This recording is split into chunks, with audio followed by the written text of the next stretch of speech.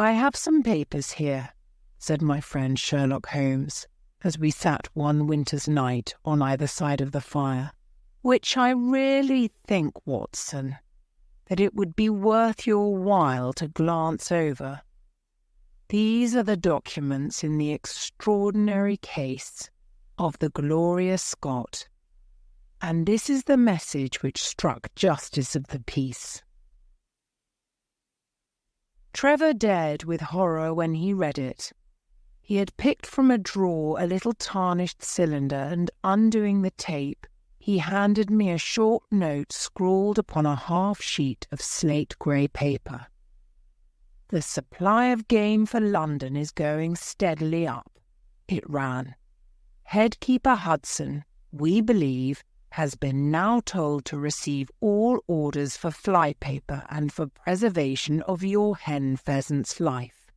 As I glanced up from reading this enigmatical message, I saw Holmes chuckling at the expression upon my face. "You look a little bewildered," said he. "I cannot see how such a message as this could inspire horror. It seems to me to be rather grotesque than otherwise." "Very likely. Yet the fact remains that the reader, who was a fine, robust old man, was knocked clean down by it, as if it had been the butt end of a pistol." "You arouse my curiosity," said I. "But why did you say just now that there were very particular reasons why I should study this case?" "Because it was the first in which I was ever engaged. I had often endeavoured to elicit from my companion what had first turned his mind in the direction of criminal research, but had never caught him before in a communicative humour. Now he sat forward in this armchair and spread out the documents upon his knees. Then he lit his pipe and sat for some time smoking and turning them over. "You never heard me talk of Victor Trevor?" he asked. "He was the only friend I made during the 2 years I was at college. I was never a very sociable fellow, Watson, always rather fond of moping in my rooms and working out my own little methods of thought, so that I never mixed much with the men of my year. Bar fencing and boxing, I had few athletic tastes, and then my line of study was quite distinct from that of the other fellows, so that we had no points of contact at all. Trevor was the only man I knew, and that only through the accident of his bull terrier freezing onto my ankle one morning as I went down to chapel. It was a prosaic way of forming a friendship, but it was effective. I was laid by the heels for 10 days, but Trevor used to come in to inquire after me. At first it was only a minute's chat, but soon his visits lengthened, and before the end of the term we were close friends. He was a hearty, full-blooded fellow, full of spirits and energy, the very opposite to me in most respects, but we had some subjects in common, and it was a bond of union when I found that he was as friendless as I. Finally, he invited me down to his father's place at Donnithorpe, in Norfolk, and I accepted his hospitality for a month of the long vacation. Old Trevor was evidently a man of some wealth and consideration, a J.P. and a landed proprietor. Donnithorpe is a little hamlet just to the north of Langmere, in the country of the Broads. The house was an old-fashioned, widespread, oak-beamed brick building with a fine lime-lined avenue leading up to it.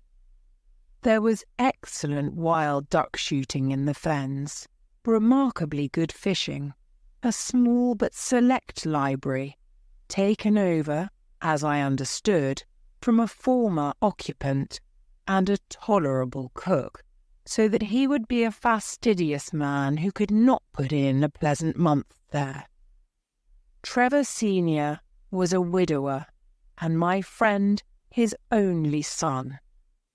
There had been a daughter, I heard, but she had died of diphtheria while on a visit to Birmingham.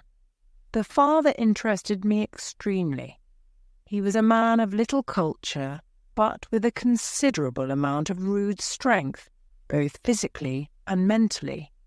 He knew hardly any books, but he had travelled far, had seen much of the world, and had remembered all that he had learned. In person he was a thick-set, burly man with a shock of grizzled hair, a brown, weather-beaten face, and blue eyes which were keen to the verge of fierceness. Yet he had a reputation for kindness and charity on the countryside, and was noted for the leniency of his sentences from the bench. One evening, shortly after my arrival, we were sitting over a glass of port after dinner, when young Trevor began to talk about those habits of observation and inference which I had already formed into a system, although I had not yet appreciated the part which they were to play in my life. The old man evidently thought that his son was exaggerating in his description of one or two trivial feats which I had performed. "Come now, Mr. Holmes," said he, laughing good-humouredly. "I'm an excellent subject, if you can deduce anything from me." "I fear there is not very much," I answered. "I might suggest that you have gone about in fear of some personal attack within the last 12 months. The laugh faded from his lips, and he stared at me in great surprise. "Well, that's true enough," said he. "You know, Victor," turning to his son, "when we broke up that poaching gang, they swore to knife us, and Sir Edward Holly has actually been attacked. I've always been on my guard since then, though I have no idea how you know it." "You have a very handsome stick," I answered. "By the inscription, I observed that you had not had it more than a year, but you have taken some pains to bore the head of it and pour melted lead into the hole, so as to make it a formidable weapon. I argued that you would not take such precautions unless you had some danger to fear." "Anything else?" he asked, smiling. "You have boxed a good deal in your youth." "Right again. How did you know it? Is my nose knocked a little out of the straight?" "No," said I. "It is your ears. They have the peculiar flattening and thickening which marks the boxing man." "Anything else?" "You have done a good deal of digging by your callosities. Made all my money at the gold fields. You have been in New Zealand." "Right again." "You have visited Japan." "Quite true. And you have been most intimately associated with someone whose initials were J.A., and whom you afterwards were eager to entirely forget." Mr. Trevor stood slowly up, fixed his large blue eyes upon me with a strange, wild stare, and then pitched forward, with his face among the nutshells which strewed the cloth, in a dead faint. You can imagine, Watson, how shocked both his son and I were. His attack did not last long, however, for when we undid his collar and sprinkled the water from one of the finger-glasses over his face, he gave a gasp or two and sat up. "Ah, boys," said he, forcing a smile, "I hope I haven't frightened you. Strong as I look, there is a weak place in my heart, and it does not take much to knock me over. I don't know how you manage this, Mr. Holmes, but it seems to me that all the detectives of fact and of fancy would be children in your hands. That's your line of life, sir, and you may take the word of a man who has seen something of the world."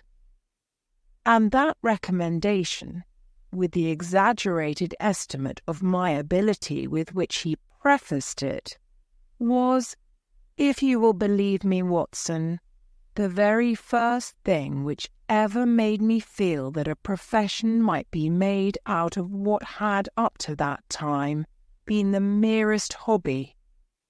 At the moment, however, I was too much concerned at the sudden illness of my host to think of anything else. "I hope that I have said nothing to pain you," said I.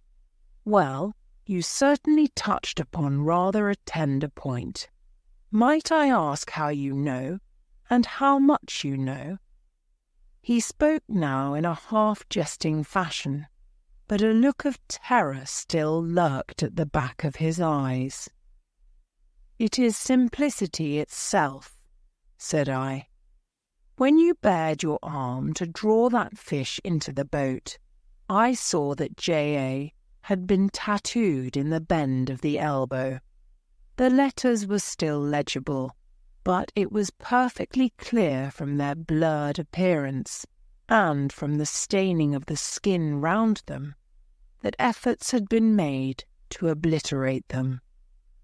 It was obvious, then, that those initials had once been very familiar to you, and that you had afterwards wished to forget them." "What an eye you have!"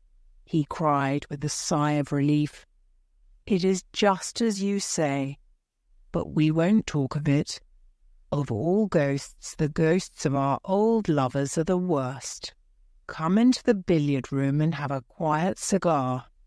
From that day, amid all his cordiality, there was always a touch of suspicion in Mr. Trevor's manner towards me. Even his son remarked it. "You've given the governor such a turn," said he, "that he'll never be sure again of what you know and what you don't know." He did not mean to show it, I am sure, but it was so strongly in his mind that it peeped out at every action. At last I became so convinced that I was causing him uneasiness that I drew my visit to a close. On the very day, however, before I left, an incident occurred which proved in the sequel to be of importance. We were sitting out upon the lawn on garden chairs, the three of us, basking in the sun and admiring the view across the Broads, when a maid came out to say that there was a man at the door who wanted to see Mr. Trevor. "What is his name?" asked my host. He would not give any. "What does he want, then?" "He says that you know him, and that he only wants a moment's conversation." "Show him round here." An instant afterwards there appeared a little wizened fellow with a cringing manner and a shambling style of walking. He wore an open jacket, with a splotch of tar on the sleeve, a red and black check shirt, dungaree trousers, and heavy boots badly worn. His face was thin and brown and crafty, with a perpetual smile upon it, which showed an irregular line of yellow teeth, and his crinkled hands were half-closed in a way that is distinctive of sailors. As he came slouching across the lawn, I heard Mr. Trevor make a sort of hiccoughing noise in his throat, and jumping out of his chair, he ran into the house.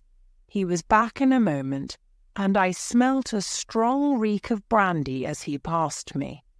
"Well, my man," said he, "what can I do for you?" The sailor stood looking at him with puckered eyes, and with the same loose-lipped smile upon his face. "You don't know me?" he asked. "Why, dear me, it is surely Hudson," said Mr. Trevor in a tone of surprise.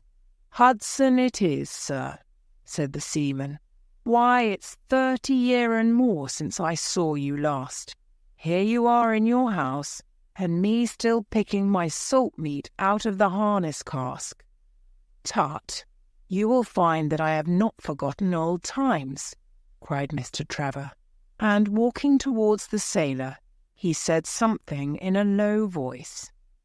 "Go into the kitchen," he continued out loud, "and you will get food and drink. I have no doubt that I shall find you a situation." "Thank you, sir," said the seaman, touching his forelock. "I'm just off a 2-yearer in an 8-knot tramp, short-handed at that, and I wants a rest. I thought I'd get it either with Mr. Beddoes or with you." "Ah!" cried Trevor. "You know where Mr. Beddoes is?" "Bless you, sir, I know where all my old friends are," said the fellow with a sinister smile, and he slouched off after the maid to the kitchen. Mr. Trevor mumbled something to us about having been shipmate with the man when he was going back to the diggings, and then, leaving us on the lawn, he went indoors. An hour later, when we entered the house, we found him stretched dead drunk upon the dining-room sofa. The whole incident left a most ugly impression upon my mind, and I was not sorry next day to leave Donnithorpe behind me, for I felt that my presence must be a source of embarrassment to my friend. All this occurred during the first month of the long vacation. I went up to my London rooms, where I spent 7 weeks working out a few experiments in organic chemistry. One day, however, when the autumn was far advanced and the vacation drawing to a close, I received a telegram from my friend imploring me to return to Donnithorpe, and saying that he was in great need of my advice and assistance. Of course, I dropped everything and set out for the north once more. He met me with the dog-cart at the station, and I saw at a glance that the last 2 months had been very trying ones for him. He had grown thin and careworn, and had lost the loud, cheery manner for which he had been remarkable. "The governor is dying," were the first words he said. "Impossible," I cried. "What is the matter?" "Apoplexy, nervous shock. He's been on the verge all day. I doubt if we shall find him alive." I was, as you may think, Watson, horrified at this unexpected news. "What has caused it?" I asked. "Ah, that is the point. Jump in, and we can talk it over while we drive. You remember that fellow who came upon the evening before you left us?" "Perfectly." "Do you know who it was that we let into the house that day?" "I have no idea it was the devil, Holmes," he cried. I stared at him in astonishment. Yes, it was the devil himself. We have not had a peaceful hour since. Not one. The governor has never held up his head from that evening, and now the life has been crushed out of him and his heart broken, all through this accursed Hudson. What power had he then? Ah, that is what I would give so much to know. The kindly, charitable, good old governor. How could he have fallen into the clutches of such a ruffian? But I am so glad that you have come, Holmes. I trust very much to your judgment and discretion, and I know that you will advise me for the best.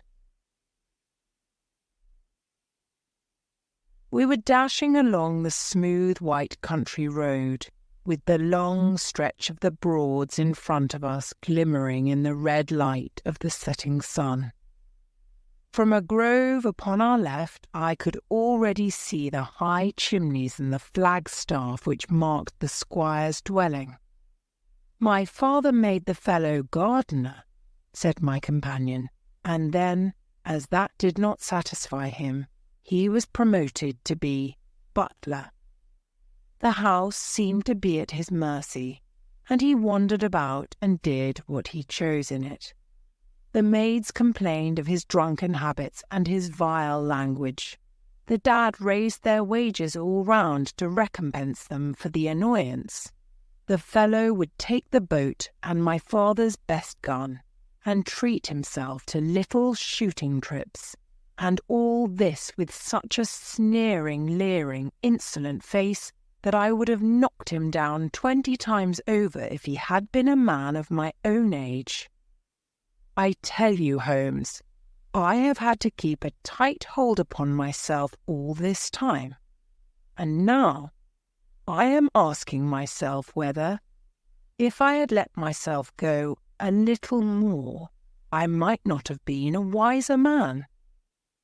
Well, matters went from bad to worse with us, and this animal Hudson became more and more intrusive, until at last, on making some insolent reply to my father in my presence one day, I took him by the shoulders and turned him out of the room.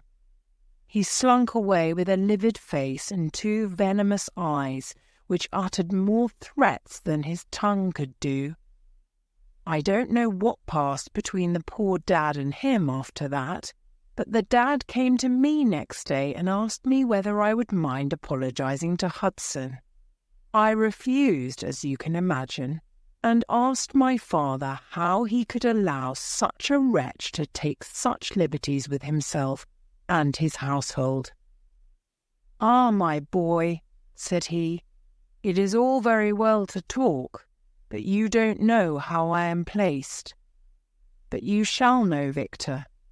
I'll see that you shall know, come what may. You wouldn't believe harm of your poor old father, would you, lad?"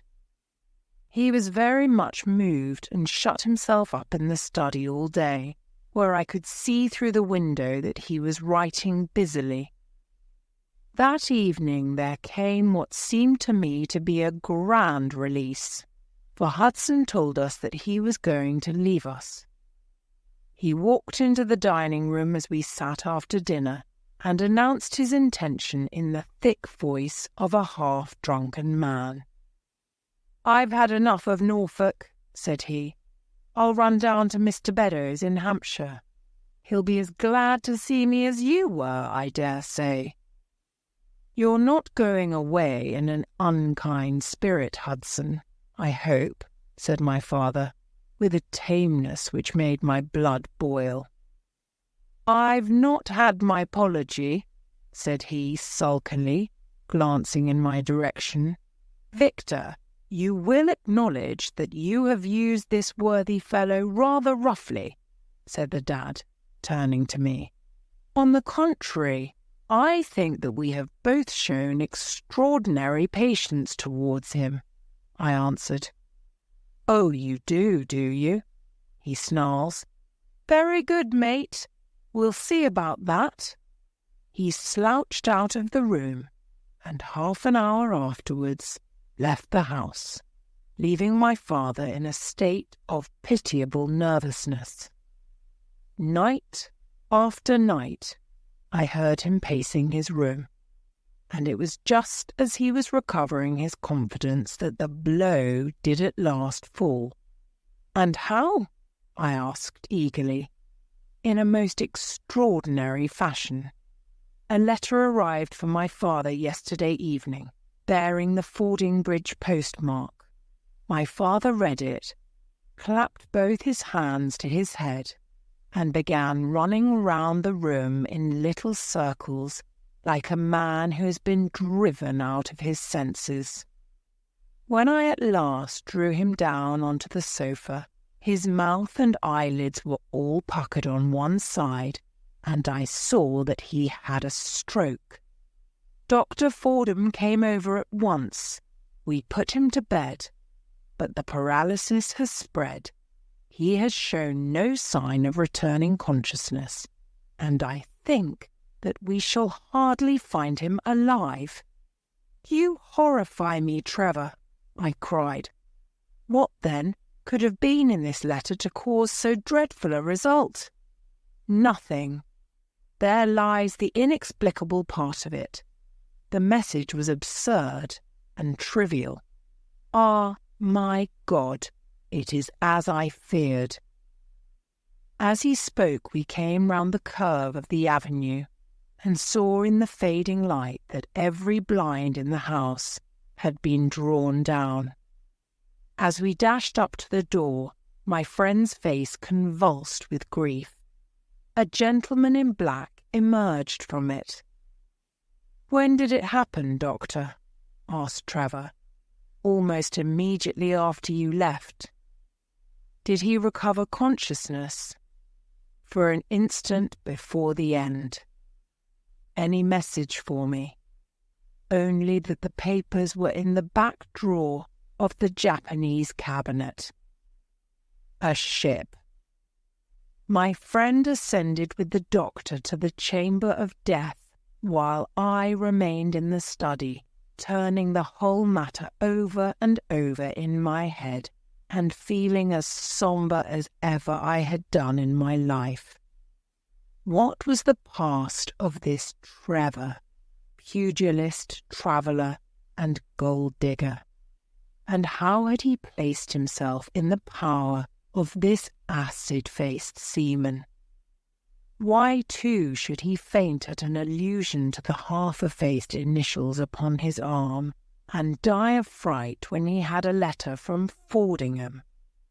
Then I remembered that Fordingham was in Hampshire, and that this Mr. Beddoes, whom the seaman had gone to visit, and presumably to blackmail, had also been mentioned as living in Hampshire. The letter, then, might either come from Hudson, the seaman, saying that he had betrayed the guilty secret which appeared to exist, or it might come from Beddoes, warning an old confederate that such a betrayal was imminent. So far it seemed clear enough, but then how could this letter be trivial and grotesque, as described by the Sun?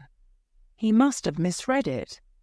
If so, it must have been one of those ingenious secret codes which mean one thing while they seem to mean another. I must see this letter. If there were a hidden meaning in it, I was confident that I could pluck it forth.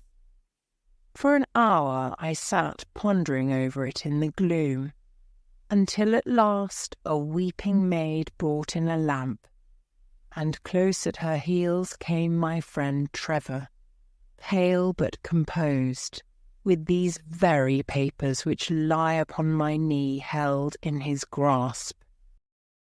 He sat down opposite to me, drew the lamp to the edge of the table, and handed me a short note scribbled, as you see, upon a single sheet of grey paper. "The supply of game for London is going steadily up," it ran. "Headkeeper Hudson, we believe, has been now told to receive all orders for fly-paper and for preservation of your hen-pheasant's life." I dare say my face looked as bewildered as yours did just now when first I read this message. Then I reread it very carefully. It was evidently as I had thought, and some secret meaning must lie buried in this strange combination of words. Or could it be that there was a prearranged significance to such phrases as fly-paper and hen-pheasant? Such a meaning would be arbitrary, and could not be deduced in any way, and yet I was loath to believe that this was the case, and the presence of the word Hudson seemed to show that the subject of the message was as I had guessed, and that it was from Beddoes rather than the sailor.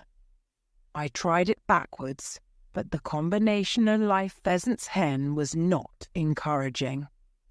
Then, I tried alternate words, but neither the afore nor supply game London promised to throw any light upon it, and then in an instant the key of the riddle was in my hands, and I saw that every third word beginning with the first would give a message which might well drive old Trevor to despair. It was short and terse, the warning, as I now read it to my companion. The game is up. Hudson has told all. Fly for your life. Victor Trevor sank his face into his shaking hands. "It must be that, I suppose," said he. "This is worse than death, for it means disgrace as well. But what is the meaning of these head-keepers and hen-pheasants? It means nothing to the message, but it might mean a good deal to us if we had no other means of discovering the sender.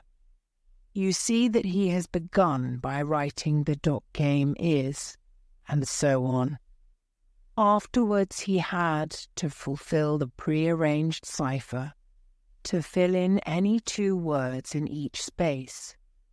He would naturally use the first words which came to his mind, and if there were so many which referred to sport among them, you may be tolerably sure that he is either an ardent shot or interested in breeding. Do you know anything of this Beddoes?" "Why, now that you mention it," said he, "I remember that my poor father used to have an invitation from him to shoot over his preserves every autumn." "Then it is undoubtedly from him that the note comes," said I.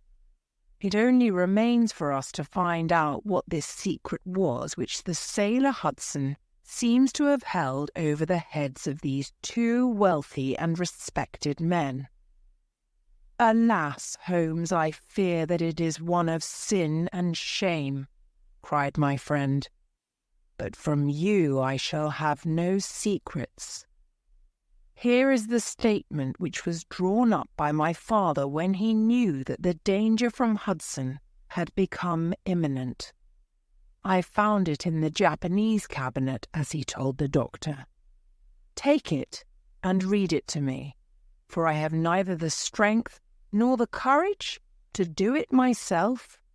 These are the very papers, Watson, which he handed to me, and I will read them to you, as I read them in the old study that night to him. They are endorsed outside, as you see. Some particulars of the voyage of the bark Gloria Scott, from her leaving Falmouth on the 8th of October, 1855, to her destruction in N lat 15 degrees 20, W long, 25 degrees 14 on November 6th. It is in the form of a letter, and runs in this way. My dear, dear son, now that approaching disgrace begins to darken the closing years of my life, I can write with all truth and honesty that it is not the terror of the law. It is not the loss of my position in the county, nor is it my fall in the eyes of all who have known me, which cuts me to the heart. But it is the thought that you should come to blush for me.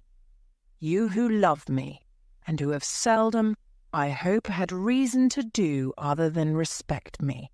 But if the blow falls which is forever hanging over me, then I should wish you to read this, that you may know straight from me how far I have been to blame.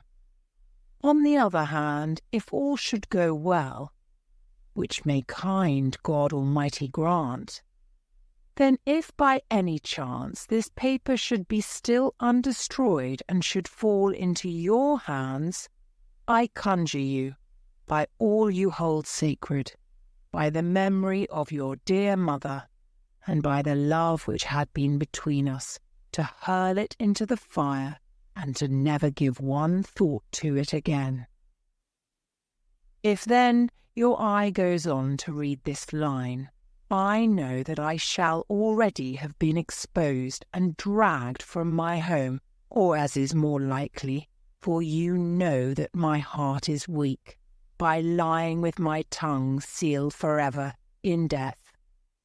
In either case, the time for suppression is past, and every word which I tell you is the naked truth, and this I swear as I hope for mercy. My name, dear lad, is not Trevor. I was James Armitage in my younger days, and you can understand now the shock that it was to me a few weeks ago when your college friend addressed me in words which seemed to imply that he had surprised my secret. As Armitage it was that I entered a London banking house, and as Armitage I was convicted of breaking my country's laws and was sentenced to transportation. Do not think very harshly of me, laddie.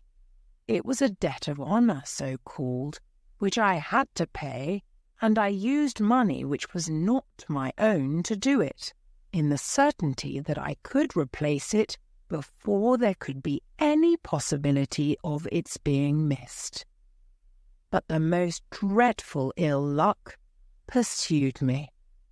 The money which I had reckoned upon never came to hand, and a premature examination of accounts exposed my deficit. The case might have been dealt leniently with, but the laws were more harshly administered 30 years ago than now, and on my 23rd birthday I found myself chained as a felon with 37 other convicts in 'tween decks of the barque Gloria Scott, bound for Australia. It was the year 55 when the Crimean War was at its height, and the old convict ships had been largely used as transports in the Black Sea. The government was compelled, therefore, to use smaller and less suitable vessels for sending out their prisoners. The Gloria Scott had been in the Chinese tea trade, but she was an old-fashioned, heavy-bowed, broad-beamed craft, and the new clippers had cut her out. She was a 500-ton boat, and besides her 38 jailbirds, she carried 26 of her crew, 18 soldiers, a captain, 3 mates, a doctor, a chaplain, and 4 warders. Nearly 100 souls were in her, all told, when we set sail from Falmouth. The partitions between the cells of the convicts, instead of being of thick oak, as is usual in convict ships, were quite thin and frail. The man next to me, upon the aft side, was one whom I had particularly noticed when we were led down the quay. He was a young man with a clear, hairless face, a long, thin nose, and rather nutcracker jaws. He carried his head very jauntily in the air, had a swaggering style of walking, and was, above all else, remarkable for his extraordinary height. I don't think any of our heads would have come up to his shoulder, and I am sure that he could not have measured less than 6.5 feet. It was strange among so many sad and weary faces to see one which was full of energy and resolution. The sight of it was to me like a fire in a snowstorm. I was glad then to find that he was my neighbour, and gladder still when, in the dead of the night, I heard a whisper close to my ear, and found that he had managed to cut an opening in the board which separated us. "Hallo, chummy," said he. "What's your name, and what are you here for?" I answered him, and asked in turn who I was talking with. "I'm Jack Prendergast," said he, "and by God, you'll learn to bless my name before you've done with me." I remembered hearing of his case, for it was one which had made an immense sensation throughout the country some time before my own arrest. He was a man of good family and of great ability, but of incurably vicious habits, who had, by an ingenious system of fraud, obtained huge sums of money from the leading London merchants. "Ha, ha! You remember my case," said he proudly. "Very well indeed. Then maybe you remember something queer about it." "What was that, then?" "I'd had nearly 250,000, hadn't I?" "So it was said." "But none was recovered, eh?" "No." "Well, where do you suppose the balance is?" he asked. "I have no idea," said I. "Right between my finger and thumb," he cried. "By God, I've got more pounds to my name than you've hairs on your head. And if you've money, my son, and know how to handle it and spread it, you can do anything. Now, you don't think it likely that a man who could do anything is going to wear his breeches out sitting in the stinking hold of a rat-gutted, beetle-ridden, mouldy old coffin of a chin-china coaster? No, sir. Such a man will look after himself and will look after his chums. You may lay to that. You hold on to him, and you may kiss the book that he'll haul you through. That was his style of talk, and at first I thought it meant nothing. But after a while, when he had tested me and sworn me in with all possible solemnity, he let me understand that there really was a plot to gain command of the vessel. A dozen of the prisoners had hatched it before they came aboard. Prendergast was the leader, and his money was the motive power. "I'd a partner," said he, "a rare good man, as true as a stock to a barrel. He's got the dibs, he has, and where do you think he is at this moment? Why, he's the chaplain of this ship. The chaplain, no less. He came aboard with a black coat and his papers right, and money enough in his box to buy the thing right up from keel to main truck. The crew are his. The crew are his, body and soul. He could buy 'em at so much a gross with a cash discount, and he did it before ever they signed on. He's got 2 of the warders and Maria, the second mate, and he'd get the captain himself, if he thought him worth it." "What are we to do, then?" I asked. "What do you think?" said he. "We'll make the coats of some of these soldiers redder than ever the tailor did." "But they are armed," said I. "And so shall we be, my boy. There's a brace of pistols for every mother's son of us, and if we can't carry this ship with the crew at our back, it's time we were all sent to a young Mrs. boarding school. You speak to your mate upon the left tonight, and see if he is to be trusted." I did so, and found my other neighbour to be a young fellow in much the same position as myself, whose crime had been forgery. His name was Evans, but he afterwards changed it, like myself, and he is now a rich and prosperous man in the south of England.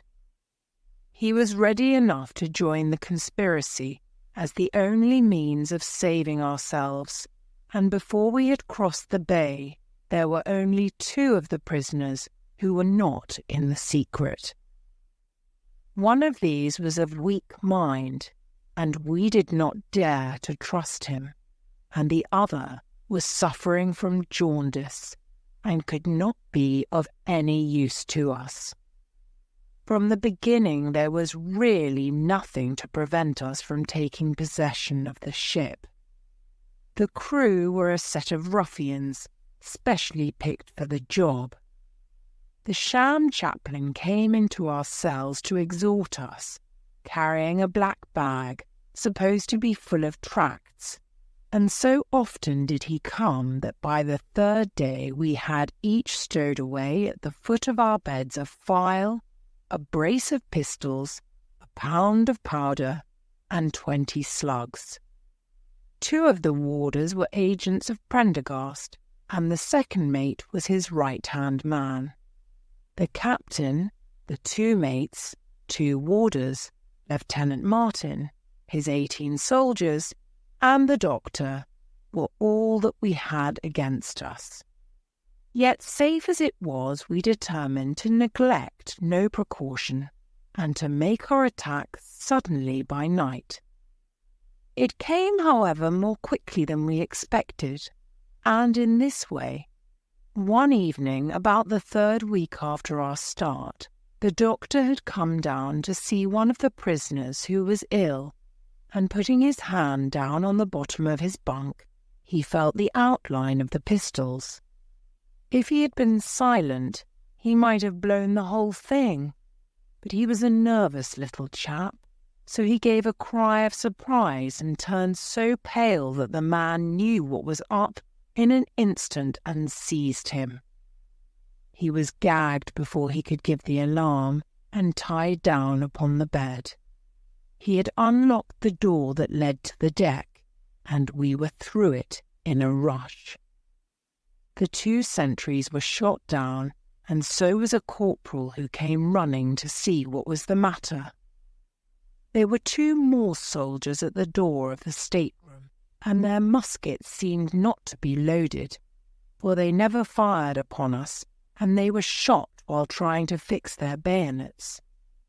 Then we rushed on into the captain's cabin, but as we pushed open the door, there was an explosion from within, and there he lay with his brains smeared over the chart of the Atlantic, which was pinned upon the table, while the chaplain stood with a smoking pistol in his hand at his elbow.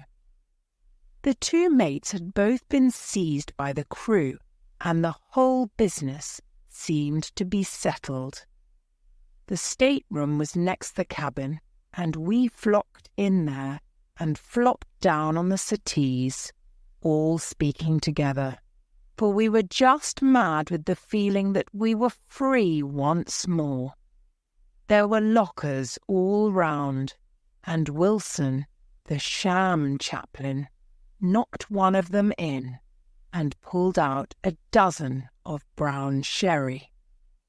We cracked off the necks of the bottles, poured the stuff out into tumblers, and were just tossing them off, when in an instant, without warning, there came the roar of muskets in our ears, and the saloon was so full of smoke that we couldn't see across the table. When it cleared again, the place was a shambles. Wilson and 8 others were wriggling on the top of each other on the floor, and the blood and the brown sherry on that table turn me sick now when I think of it. We were so cowed by the sight that I think we should have given the job up if it had not been for Prendergast. He bellowed like a bull and rushed for the door with all that were left alive at his heels. Out we ran, and there on the poop were the lieutenant and 10 of his men. The swing skylights above the saloon table had been a bit open, and they had fired on us through the slit. We got on them before they could load, and they stood to it like men, but we had the upper hand of them, and in 5 minutes it was all over.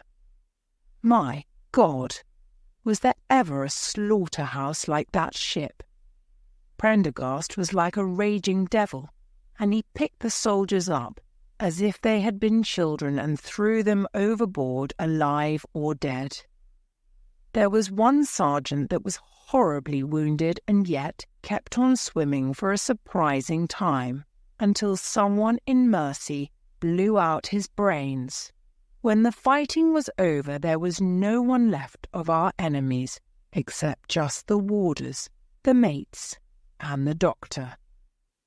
It was over them that the great quarrel arose.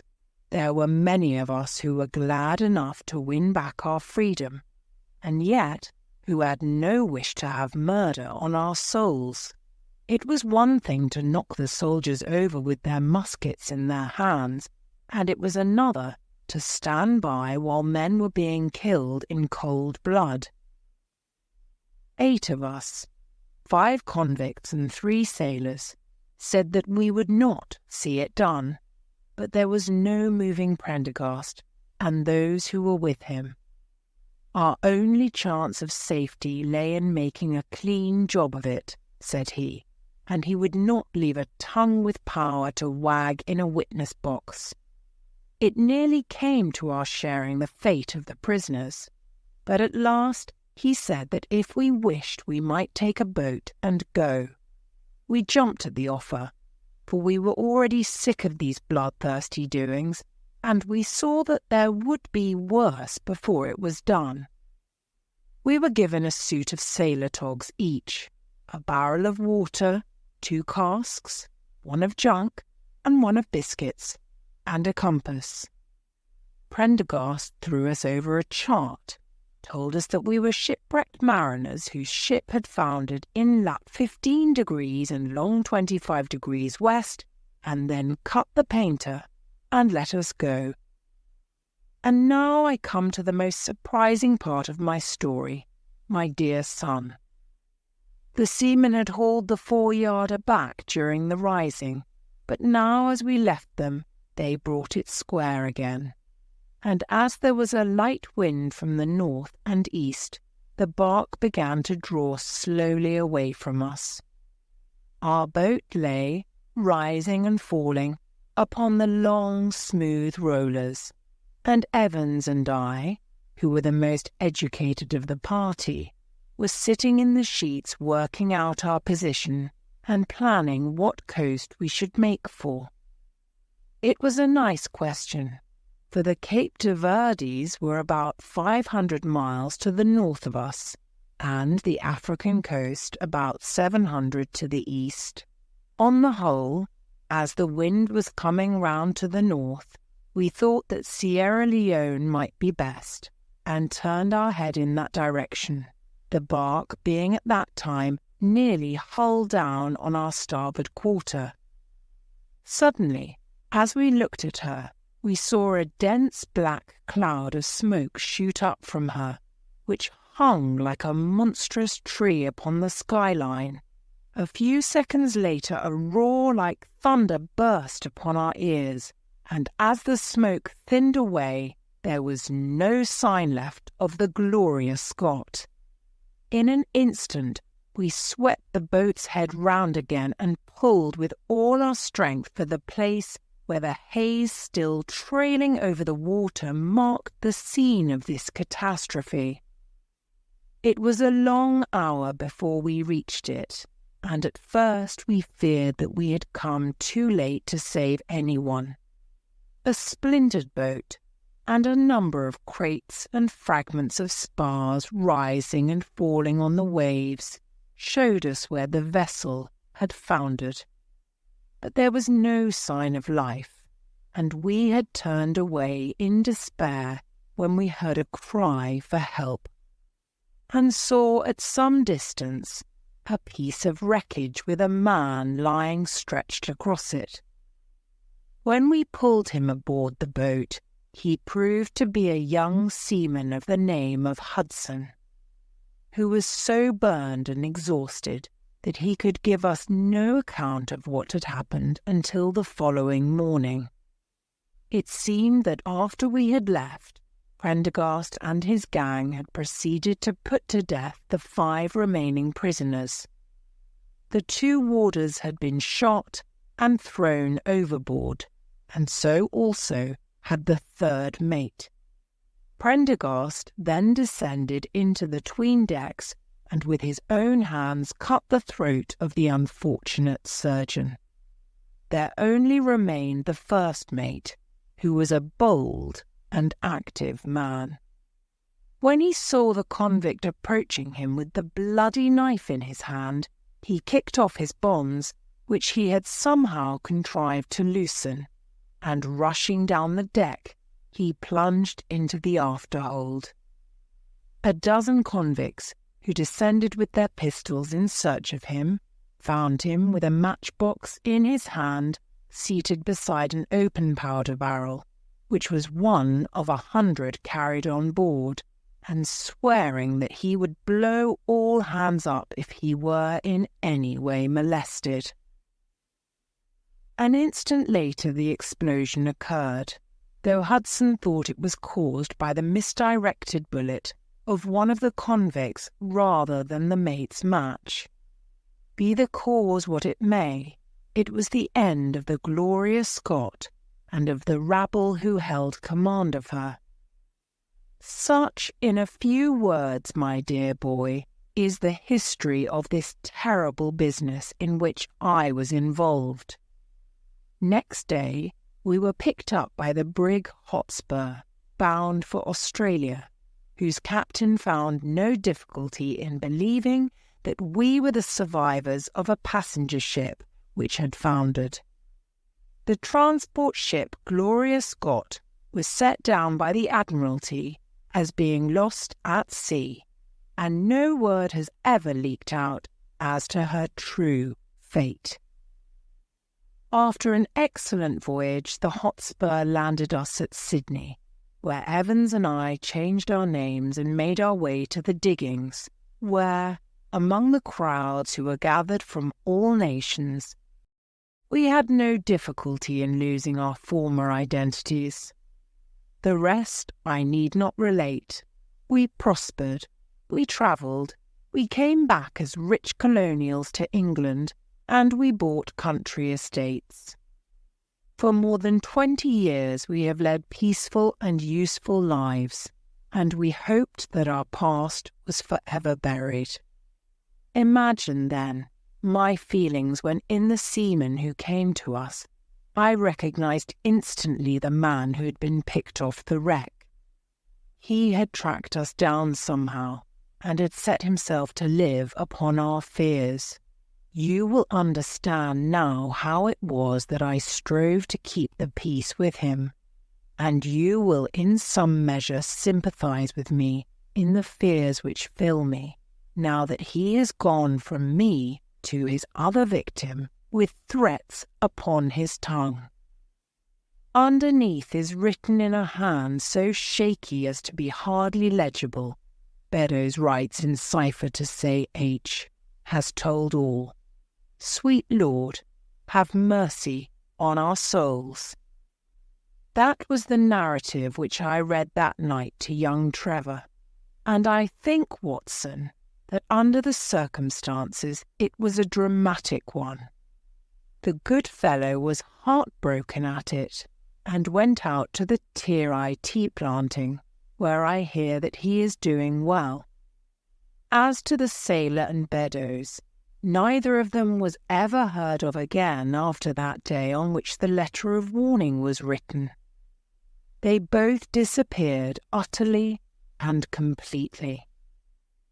No complaint had been lodged with the police, so that Beddoes had mistaken a threat for a deed. Hudson had been seen lurking about, and it was believed by the police that he had done away with Beddoes and had fled. For myself, I believe that the truth was exactly the opposite. I think that it is most probable that Beddoes, pushed to desperation and believing himself to have been already betrayed, had revenged himself upon Hudson, and had fled from the country with as much money as he could lay his hands on. Those are the facts of the case, Doctor, and if they are of any use to your collection, I am sure that they are very heartily at your service.